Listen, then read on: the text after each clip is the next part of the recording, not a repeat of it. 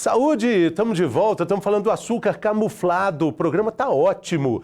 No primeiro bloco a gente viu os vários nomes para identificar o açúcar, a gente viu que o pãozinho de sal tem açúcar, você já sabia, mas a gente falou, cerveja tem açúcar e muitos outros produtos salgados têm açúcar.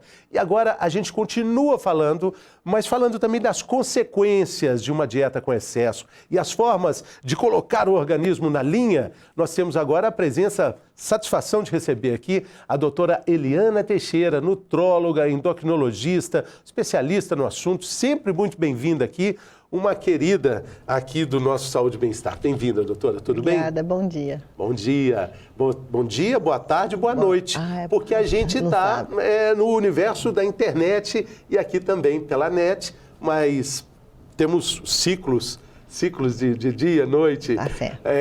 Vamos lá. A gente, no primeiro bloco, identificou o açúcar em vários locais, né, em vários alimentos. Como é que você lida no seu dia a dia, doutora, com um paciente que chega ali completamente assustado com a alimentação de rotina dele? Como é que a pessoa entra no eixo? A questão é que as pessoas elas têm essa dificuldade, às vezes a dificuldade de identificar da onde que estão errando, né? Muitas pessoas chegam no consultório até falando assim, não, mas eu como bem, eu me alimento de uma forma saudável, né? E da onde que eu estou errando, ou como que eu posso ainda assim estar acima do peso, né? Primeiro que quando a gente pensa em emagrecimento, em controle de peso corporal, a gente não tem que pensar exclusivamente que os alimentos saudáveis não são, eles têm que estar dentro de um contexto, com um déficit calórico, para que você de fato não engorde, né? E aí a gente entender essa questão do açúcar oculto nos alimentos é muito importante, porque às vezes a gente acha que a gente está comendo, mas eu não consumo, é muito comum escutar isso, eu não consumo açúcar, eu não consumo açúcar, doutora. Aí quando você vai vendo, a pessoa consome um pão, ela tem o amido dos tubérculos, ela tem o amido do arroz. Comida japonesa. Comida japonesa, que falaram aqui. Então, assim, ela vê que ela, de fato, ela consegue consumir o açúcar de outras fontes, principalmente fontes que às vezes não são tão claras como com o paladar doce. Ela é salgada, né, o que você está ingerindo, mas ela tem uma quantidade, às vezes, muito mais significativa de açúcar do que o próprio alimento doce em questão. Porque o doce em questão, você já sabe que é doce, você lê no rótulo, né, que às vezes tem, né, claro lá a quantidade de açúcar. Agora, um alimento, biscoitos, às vezes salgados, eles têm um acréscimo de açúcar, né, assim como as carnes embutidas, elas têm um acréscimo de açúcar, às vezes bem significativo, tanto quanto o açúcar de um chocolate. Exatamente. E quando a gente fala dessas armadilhas, né, é bom a gente também entender, né, doutora, que, por exemplo, às vezes alimentações que têm um estilo saudável pode também ter muito açúcar. Por exemplo, uma dieta vegetariana, vegana. É muito comum, às vezes, pegar, né, agora, né, as pessoas estão muito adeptas a esse estilo vegetariano, e aquela gente tem que entender. Existem outras fontes de proteína, sim, né, não é só a fonte animal, porém, a quantidade de açúcar, né, de carboidratos presentes nas fontes de proteínas vegetais é infinitamente maior do que na fonte de proteína animal. Então, a gente tem até que isso daí tem que ser realmente calculado por uma nutricionista para que a gente não fique com excesso de peso e não fique com déficit de proteína em caso de dietas vegetarianas. E a gente hoje, na sua opinião, tem pouca informação sobre o efeito deletério do açúcar nas artérias, no nosso funcionamento orgânico, assim, de uma forma geral? Falta campanha, falta esclarecimento sobre isso, sobre o risco que é? Falta demais. Eu acho que, assim, as pessoas, igual elas não entendem, né? Por exemplo, a gente vê cada vez maior, na época, há uns 15 anos atrás, quando eu fazia faculdade, a gente falava de gordura no fígado, era uma doença predominantemente de alcoólatras, né, de pessoas que abusavam do álcool, ou de pessoas acima de 60, 70 anos. Hoje você pega rapazes, moças de 20 e poucos anos com nível de gordura no fígado avançado, possivelmente porque foi exposto a esse tipo de alimentação inadequada muito cedo, né, às vezes ainda na infância, e aí onde desenvolve doenças que eram mais comuns em pessoas acima de 60 anos e em indivíduos jovens de 20 e poucos anos. E a repercussão disso no sistema cardiovascular e metabólico é super deletéria, porque a gente vai, uma pessoa com uma gordura no fígado, imagina que o fígado ele vai ser como se fosse um filtro, né, de uma piscina, um filtro, e aí, para chegar ali, a gordura ela não chegou de uma vez, ela foi passando pelas artérias. E aí, a cada vez que ela vai passando, ela vai se sobrepondo em camadas e ao longo da vida, né, depois de um tempo, ela pode, né, ter um trombo ou ter alguma coisa que oclui aquilo ali, levando a infarto, derrame e AVC. Então, quanto mais cedo você tem uma alimentação inadequada, que você aumenta a possibilidade de oclusão arterial, da sua artéria fechar pelo acúmulo de gordura vindo dos alimentos, mais cedo você pode ter um caso de infarto, câncer, AVC. Né? E a gente sabe que o infarto em pessoas jovens, com menos de 40 anos, possivelmente ele é fatal. Né? E tem algo que começa desde cedo, né? Estou falando do risco da obesidade infantil, refrigerante, por exemplo. Existem campanhas em países como o México, por exemplo, que eu vi uma vez no metrô mexicano, uma publicidade, um grande painel com 4 ou 5 colheres de açúcar e a pergunta para a mãe: você daria diretamente essas 4 colheres de açúcar na boca do seu filho? A mãe fala: não, você dá assim, numa garrafa de refrigerante. E essas 5 colheres estão lá, ocultas ou não, mas imagina, e não estamos nem falando das guloseimas, dos salgadinhos, das balas. E quando a gente vai para essa questão do refrigerante, dos salgadinhos, da guloseima, eu acho que, de um modo geral, a maioria das pessoas tem uma noção, pelo menos, que isso faz mal. Quando a gente vai para o suco de laranja, para uma criança com obesidade ou com uma criança de sobrepeso, isso é tão deletério quanto. Porque, às vezes, a mãe, com pouca informação, ela fala: não, então, refrigerante, eu sei que isso aqui faz mal para a saúde, então eu vou retirar isso. Então, a gente vai pedir agora, no almoço, uma jarra de 5 litros de suco de laranja. Aí a criança toma 2, 3 copos, né? Então, assim, isso eu acho que, hoje em dia, a gente tem que difundir mais na população a respeito das coisas que são pseudo-saudáveis, ou entender que quem está recebendo aquilo ali, né? Porque a questão, de fato, ele é saudável, mas para uma pessoa que já está com comprometimento de gordura no fígado ou excesso de peso, não é o recomendado. E é muito legal, assim, comparar, que a gente pode até pensar: mas na minha infância a gente tomava aquele suco de saquinho assim, misturava na jarra, punha gelo e tomava, e os meninos tomavam. Mas tinha mais calorias gastas, né? A gente gastava muito mais caloria, né? E outra, na época só tinha o suco do pozinho. Estava introduzindo o suco de caixinha, não tinha tanta. Hoje, se você vai no mercado, a oferta do suco de pozinho é muito maior, do suco em latinha é muito maior, do suco em caixinha é muito maior. Então, assim, a oferta desses produtos, tentando, né, mostrar E até mais barato. Baratos para o consumidor, que tem várias opções saudáveis. É isso que eu acho que é pior. Na sua época, né, quando a gente era criança, a gente não tinha tanta opção. Né? Ou era o suco de pozinho, ou era o refrigerante, e talvez a água, era mais ou menos isso. Hoje em dia a gente tem uma oferta de produtos, né? Eles viram esse boom da indústria alimentícia, então, assim, tem uma oferta de produtos muito maior. Então é muito mais fácil a criança, às vezes, errar, porque achando que está acertando, a mãe, né, escolhendo um outro tipo de suco, né? Por exemplo, um suco que, a gente falando em questão de suco, né? Aquele suco integral, né, que na nossa época não tinha, o suco integral de uva.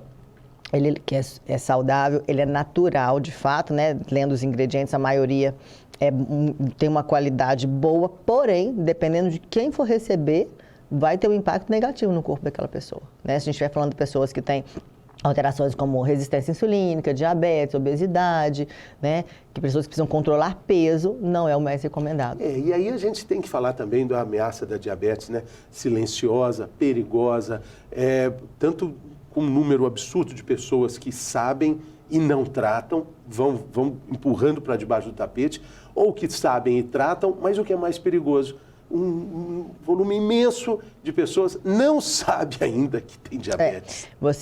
Existe uma estatística que o pré-diabetes, que é uma nomenclatura que às vezes a gente usa em consultório, aproximadamente, né, é como se fosse assim, pré-diabetes é como se fosse uma pré-doença, né? Então eu não tenho a doença, mas eu estou quase lá.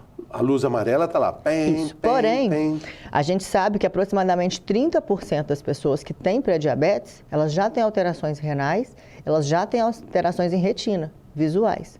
Então, como é que você classifica uma pré-doença, sendo que 30% das pessoas nesse estágio já vão ter doenças instaladas relacionadas ao estilo de vida, às suas escolhas alimentares, possivelmente.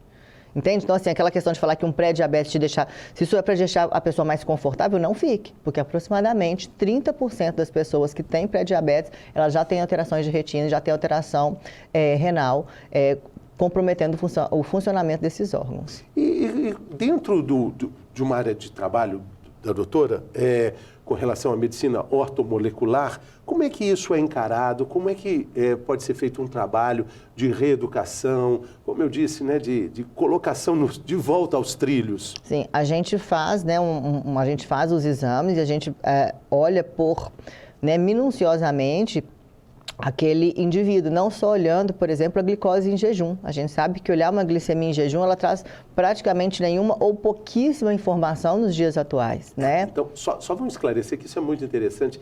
Aquele exame de sangue clássico, que a gente fica, né, para de comer às 11 da noite, 9 da noite para fazer o exame no dia seguinte, essa é a glicose em jejum, é clássica. Mas ela não é fidedigna. Ela tem, hoje em dia a gente sabe que ela nos informa muito pouco. A gente sabe que glicose em jejum, uma pessoa com diabetes, ela pode vir no momento ali daquela coleta com uma glicose em jejum normal, boa. E então a gente tem que olhar os cálculos que a gente faz de Roma Beta, Roma IR, que são cálculos para a gente avaliar o nível de desgaste do pâncreas. Na verdade, o pâncreas ele é o órgão responsável por regular esse excesso de açúcar no nosso sangue. Ele vai fazer a liberação de um hormônio que chama insulina. Quando a gente come, a gente enche o nosso sangue de glicose. Então, a gente encheu o sangue de glicose. Se essa glicose fica no seu sangue, você vai ficar com a diabetes.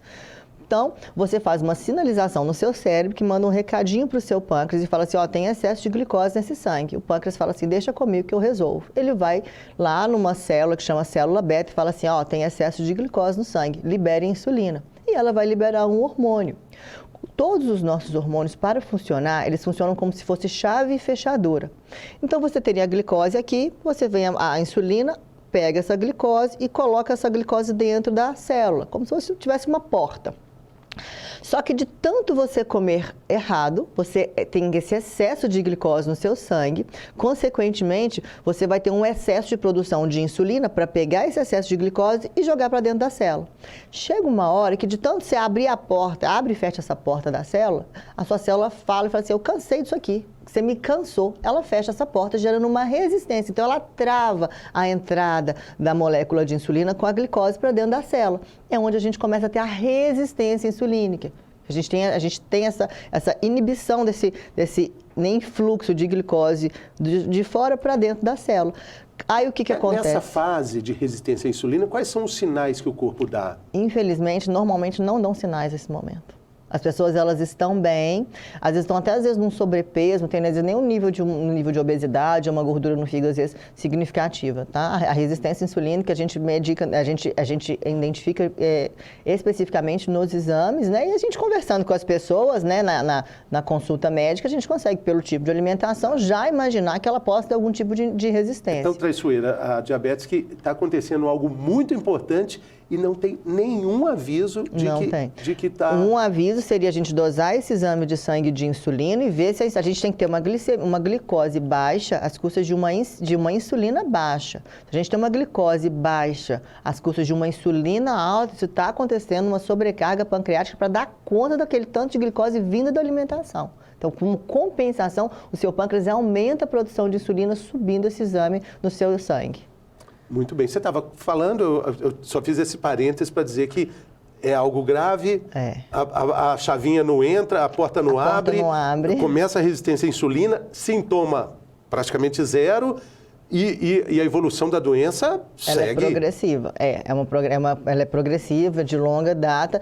E é o que eu falo, é uma situação complexa da gente atuar, porque ela tá no contexto da nossa sociedade. Se a gente comemora, a gente vai comer. Se a gente tem muitas pessoas que às vezes quando estão tristes vão comer, a gente tem comido cada vez mais as nossas emoções, né? As pessoas, elas vivem num nível de estresse cada vez maior, onde hoje em dia a sua produtividade está no quanto que você consegue trabalhar e não no quanto que você consegue trabalhar bem, né? Então, às vezes, cada vez mais as pessoas se preocupam mais às vezes com o trabalho, menos com a atividade física, ficam cada vez vez mais sedentárias, e aí elas começam a entrar num círculo vicioso, né? Que aí ela começa a comer mal para compensar alguma situação, excesso de trabalho. A gente falou do suquinho em pó no saquinho, né, que a gente tomava na infância, mas tem um estudo que dos anos 80 para cá, só pelo fato de não ligar a televisão, levantar e ligar a televisão, discar o telefone ali, procurar o endereço no catálogo, abrir o vidro do carro manualmente, essas e outras coisas mais, elas criaram um déficit de calorias que a gente deixa de perder, em torno de 350 calorias ou 400 calorias por dia que a gente deixou de gastar. Coloca isso por ano. Coloca isso por mês. Só por semana já assusta. Que você deixou de gastar 400 calorias por dia, que você ia levantar para baixar a televisão, levantar para atender o telefone, mexer o vidro do carro. A vida moderna trouxe calorias a mais. Calorias a mais. Para a gente poder gastar aproximadamente 300, 400 calorias, teria que ser uma caminhada em ritmo bem acelerado, em torno de 1h15. Há um trotezinho de corrida. Não é tão simples gastar isso, né? Então, se for para pensar que a gente deixou de gastar... Mas para ganhar 400 calorias, um bombom tem 150? É muito injusto. Eu estava falando com a Rafaela. Quem fez essa matemática, doutora? Onde é que reclama disso? É verdade. É muito difícil. A gente tem que se equilibrar, tem que ter consciência, né? Tem que ter consciência de que a indústria tem um lobby muito forte para a gente continuar comendo açúcar, né? Aquela questão de colocar os produtos industrializados ricos em vitaminas, né?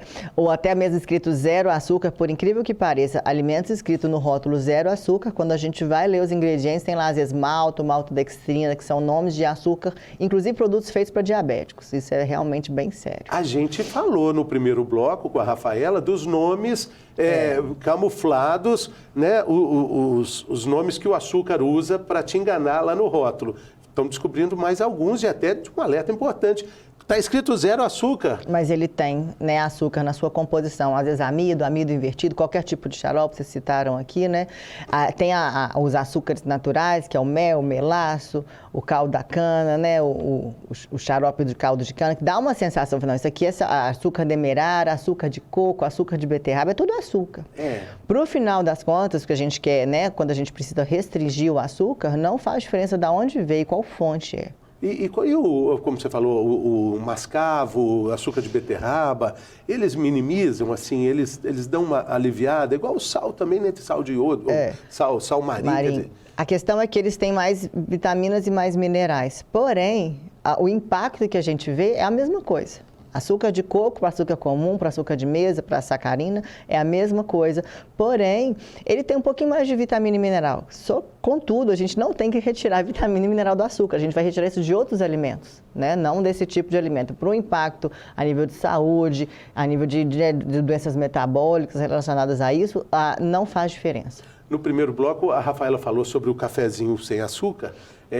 Eu acho que você, com sua categoria, né, doutora, não toma café com açúcar. Se bobear, nem café toma. Eu até tomo, mas sem açúcar. Sem açúcar. Então, a senhora sabe o que é um bom café, o café mineiro, né? Eu, infelizmente, não sei, que eu tomo com adoçante. Mas qual é a dica para a nossa telespectadora, nosso telespectador, para começar? Quais os primeiros passos para tomar um cafezinho sem açúcar? Quando eu fiz a migração, eu tenho um paladar bastante infantil. Eu tive essa dificuldade que a maioria dos pacientes tem, a maioria das pessoas que estão assistindo tem, de migrar, né? A gente começa reduzindo, para quem consome uma grande quantidade de açúcar, já começa reduzindo, sei lá, coloca aí 3 colheres, coloca 2, coloca 1, coloca metade da colher. Começa a migrar, um dia você começa a transferir para um adoçante, de preferência os adoçantes naturais, como vocês citaram aqui. Eu fazia o seguinte, para evitar esses adoçantes artificiais, que, por exemplo, cheguei aqui, às vezes tem um adoçante artificial, né, aqui no estúdio, Sim. Ou cheguei numa clínica, estou esperando ali para fazer um exame, aí tem um cafezinho, eu vou tomar. Então, eu andava com um sachê de um adoçante mas natural. você usa adoçante? Na migração eu usei. Na migração, tá. Entendeu? Porque assim, quem tem um paladar muito infantil e já muito adocicado, já migrar para o café, eu lembro da minha época, eu falei assim, eu falei, gente, como que alguém aguenta tomar café sem açúcar? Mas é possível, acredita, é possível, a gente acostuma. É outra coisa. É outra coisa, mas você acostuma. Dá pra gente acostumar. E depois é engraçado que a gente acha até quando quando eu tomo, minha mãe toma café com açúcar, quando eu chego na casa dela e vou tomar o café, eu estranho. Parece até um mel no café dela, sabe? Mas é para isso mesmo, é para adoçar, viu? É para tirar o amargo, doutora. Mas... Dá até para tomar, tipo assim, toma ali, igual um chá, você toma sozinho o café, conversa, faz uma cara séria, tá amargo, tal. Mas o cafezinho, para você sentar com a sua mãe, cafezinho quentinho, pãozinho com manteiga ali. Esse amargor, aí é difícil. Mas é igual eu falei, a gente migrar, reduzindo as quantidades do próprio açúcar, migrar o açúcar para um adoçante natural de preferência. Vamos falar de novo os adoçantes que são naturais e os que não são? Existe a talmatina, que é um adoçante natural, existe a stevia, que é um adoçante natural, e o xilitol, que é um adoçante natural. Todos esses estão lá no supermercado, é só procurar. E quais os que não são? A sucralose, ela é um adoçante artificial, né? O aspartame é um adoçante artificial. Então, assim, existem até para facilitar, por exemplo, eu fazia isso, para a gente evitar pegar o adoçante artificial, que normalmente vai ser aquele de embalagenzinho que tem nos ambientes que você chega, eu colocava na bolsa. Eu pegava uma caixinha, comprava no supermercado uma caixinha de adoçante em pó. Nessa migração do café sem açúcar para o café, do adoçante para o café sem açúcar, eu não gostava. Eu achava que esses adoçantes artificiais, eles tinham, principalmente o aspartame, ele tem um gosto muito ruim, eu não gostava do doce dele. Então, para não ficar refém de uma adoçante de qualidade ruim, tanto do meu paladar quanto de qualidade em si, eu pegava as bolsas, aqueles zíperzinhos de bolsa, guardava uns 4 pacotinhos, pegava uma caixa de adoçante, dividia nas bolsas, que à medida que eu saía, chegava a latinha.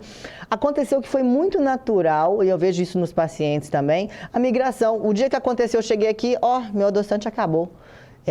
Não repus esse adoçante dessa bolsa, e eu acabava, entre ter o adoçante ruim e tomar o açúcar, eu acabava ficando sem o açúcar, e aí a gente foi introduzindo de uma forma mais natural. Você passou a perceber também a diferença entre os adoçantes? Percebi. Na verdade, eu já gostava mais do açúcar, eu nunca fui muito do adoçante, né? Mas, assim, quando a gente vai tentando migrar, eu achava que realmente, alguns adoçantes, eles têm uma qualidade, daquele amargor mesmo no final, que é bem... A gente tem aqui um quadro, você já teve aqui, você participou do Mitos e Verdades? Participou, então continua, o quadro é um sucesso. E aí a gente vai falar sobre o açúcar embutido, escondido, oculto. Tudo bem? Tudo bem. Então vamos lá, vamos tomar uma água e a gente chama a vinheta agora.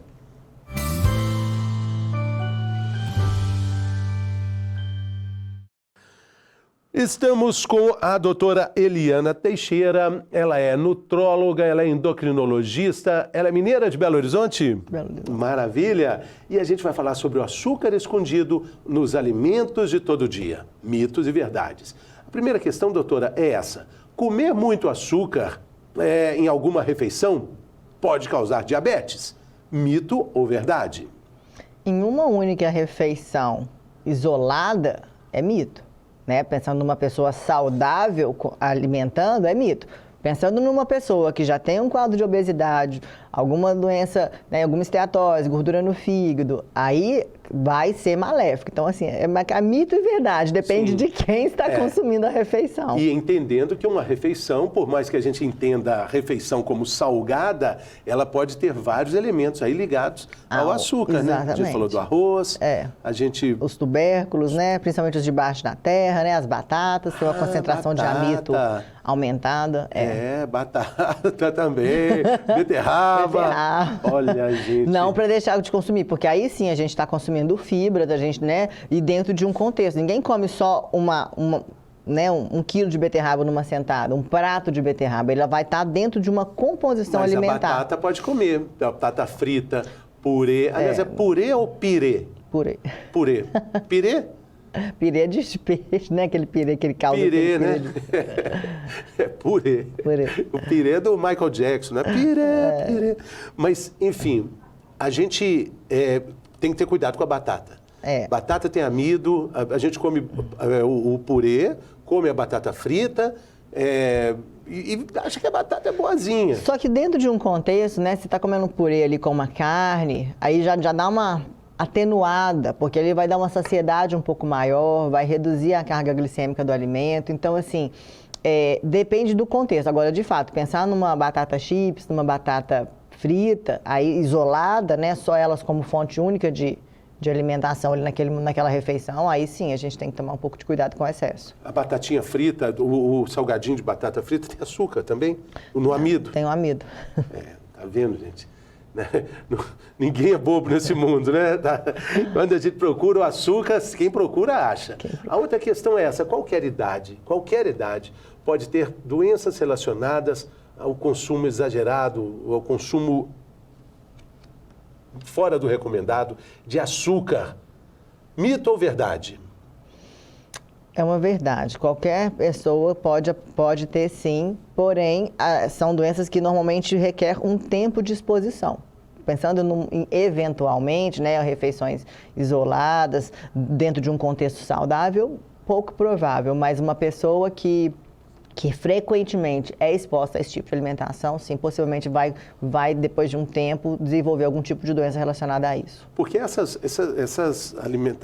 alimentação que acaba provocando câncer, que é danosa para as artérias, não é do dia para a noite, né, doutora? É o consumo. Isso vale também quando a gente quer fazer um detox para tal coisa.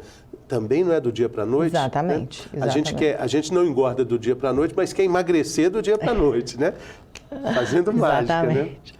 Então é muito importante isso. Olha essa outra questão aqui, doutora. Qualquer alimento, doce ou salgado, pode ter muito açúcar. Mito ou verdade? Verdade. Pode sim. Citando o pão, pãozinho doce, pãozinho as carnes doce, processadas. Pão doce tem açúcar, pão salgado tem açúcar. Carne processada tem açúcar. Tem açúcar. Salame. Salsicha. Presunto, nuggets. Tudo tem açúcar. Vimos que a batata frita... É uma fonte de amido. Salgadinho, né? De chips, essas batatas assim. Tem açúcar. Alguns biscoitos salgados, na sua composição, tem açúcar, né? O gin tem açúcar. O gin tem açúcar. Depende de que você vai tomar o gin com gelo? Com gelo. Puro. Doutora, sem gelo, eu acho que ninguém toma. Puro, só o gelo, tudo bem, mas você vai colocar não vai pôr um energético, você não vai pôr nenhum refrigerante, você não vai pôr nenhum suco? Tônica diet. Aí já entra para a questão do refrigerante, sabe que tônica diet é um refrigerante, né? O refrigerante. Então, refrigerante zero, na verdade... Entendeu? Tem açúcar? Não, o refrigerante zero ele tem os adoçantes ruins, né? Que aí levam a outros. Na verdade, tem até uma questão do adoçante zero, que quando a gente pensa em engordar, aumentar a célula adiposa, de fato, às vezes ele não é uma bebida que aumente gordura, porém, que faça a gente engordar. Porém, ele pode modificar a nossa papila gustativa. Então, por exemplo, em um momento que você tomou um refrigerante zero, em outro momento, talvez no mesmo dia, ou até 3, 4 dias depois, se você sentir às vezes uma vontade de comer alguma coisa doce, pode ser por causa dessa química que foi feita, né, por causa do consumo desse tipo de produto industrializado. Então, assim, de fato, ele não engorda primariamente. Assim, engorda tomar refrigerante? Não, ele é zero em calorias. Porém, em outros momentos, quer dizer, você nem... Porque gatilho. Ele vai ser o gatilho para outros momentos, não necessariamente no mesmo dia, pode ser até alguns dias após o consumo. A outra questão é essa: adoçante é açúcar. Mito ou verdade? É mito. O adoçante ele é uma fonte que adoça, mas ele é diferente do açúcar. Ele não é o açúcar, ele adoça. Ele não é uma fonte igual ao do açúcar, ok? Porém, quando a gente pensa em diabetes, uma pessoa que já tem uma dificuldade de metabolizar esse açúcar, a gente não recomenda o uso nem dos adoçantes a livre demanda. Até o próprio adoçante ele deve ser restrito, né? Porque a gente sabe que a gente não quer ele eleva a sua glicose, mas não tanto quanto o açúcar. Sim. A outra questão, olha só, essa aqui é boa, hein? Açúcar mascavo, açúcar de beterraba, refinado, orgânico, a lista é imensa. São todos iguais. Mito ou verdade? Verdade. Verdade. São todos iguais. Mas o mascavo é tão bonitinho, o açúcar orgânico é até mais caro.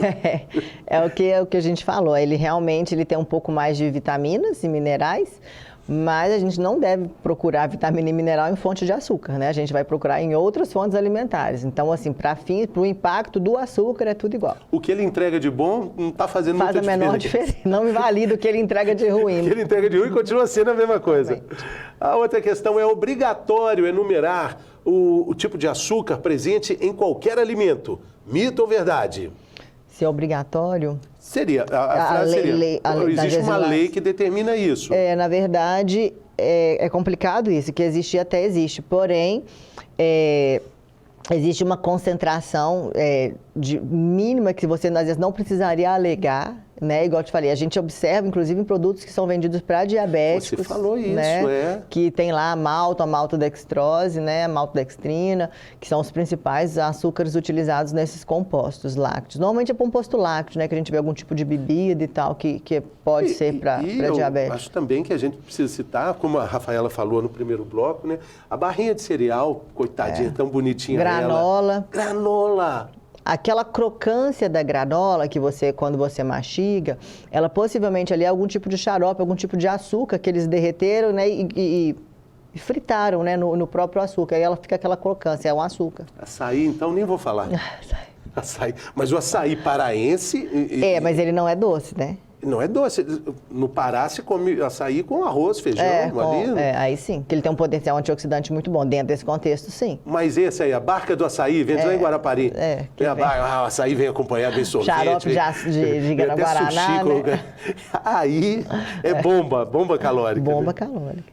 Gente, o açaí também bonzinho ele, né? A outra é essa, apesar da frutose, comer muitas frutas não causa problema de saúde. Mito ou verdade? É um mito, é uma verdade, porque quando a gente fala em muitas, tudo em excesso vai fazer mal, em algum contexto, mesmo as coisas saudáveis, entendeu? Então, assim, só se a gente fosse pensar numa pessoa extremamente magra, atlética, que iria utilizar isso como aporte para correr uma maratona, para correr uma prova, alguma, né? Aí esse contexto é válido. Agora, não é a maior parte das pessoas. Né? Então, o excesso vai ser prejudicial para a maioria das pessoas, sim. Doutora Eliana Teixeira, muito obrigado mais uma vez. Obrigada. Foi ótima entrevista, programa sensacional. Volte sempre. Obrigada, viu? Eu agradeço também a sua companhia. A gente vai ficando por aqui, recomendando também você acompanhar a gente no YouTube, nas nossas redes sociais. Mande a sua mensagem, mande sua sugestão também e compartilhe as nossas informações aqui com o maior número de pessoas que você sabe que vão se beneficiar muito com esses programas aqui do nosso Saúde e Bem-Estar. Ficamos por aqui, mas voltamos por aqui também. Saúde!